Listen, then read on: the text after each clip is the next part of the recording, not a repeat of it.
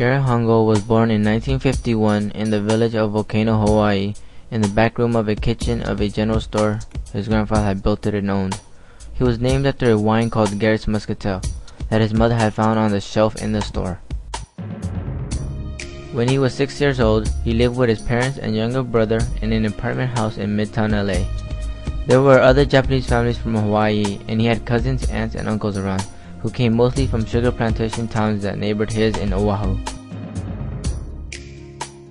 His father died in a poor LA hospital. He was gasping for breath as he was getting tucked into his bed by a nurse, while she chronicled her move from her native country. Garrett Hongo saw that death had slipped itself into his father's body, even though the doctor had tried everything they could. No one told him how his father had died, not even his mother.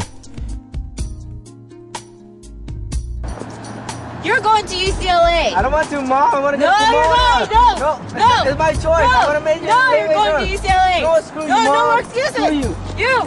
Hey! I'm talking to you!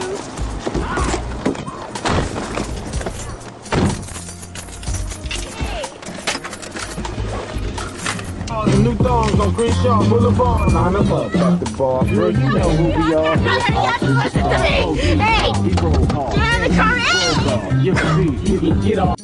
He attended Gardenia High School, where he met his first love, Regina, who was Portuguese, but he had once called her white girl.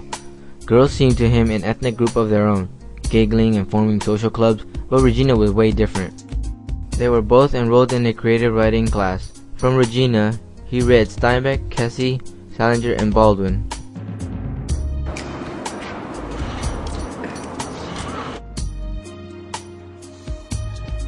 He was confronted by his own culture about their relationship. He was beaten up by a group of Japanese boys because he went out with someone out of his culture.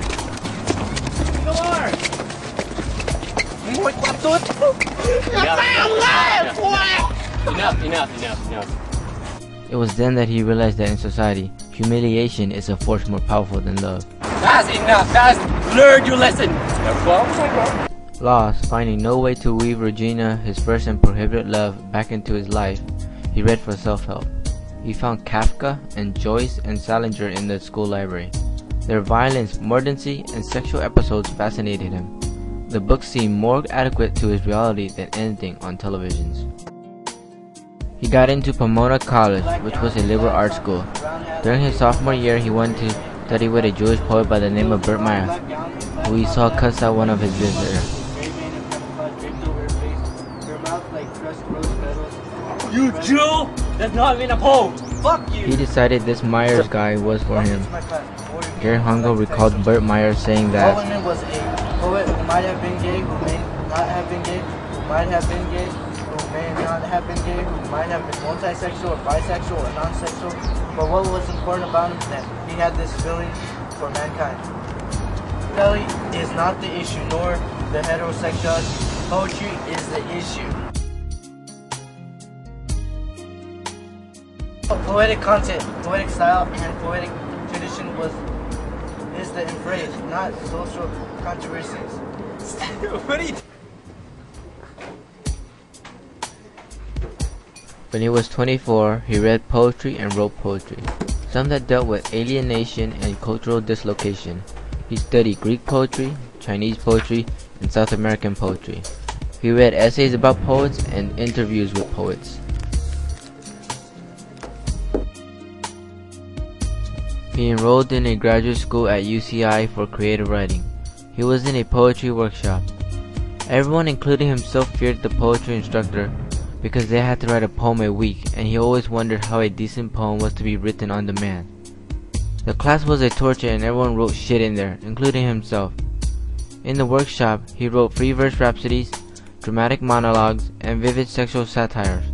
He wanted his poems to be impossible to critique. He wrote lousy and he wrote to be lousy.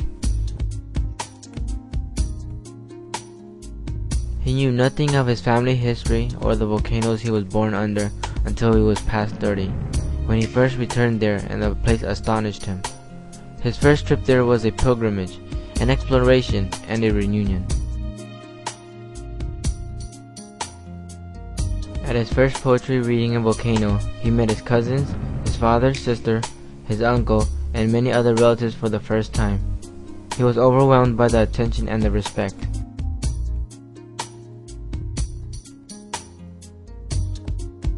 One of his influences was W.B. Yeats. Yeats said that for a poet to write a lasting work, he must first find metaphors in the natural figures of his native landscape.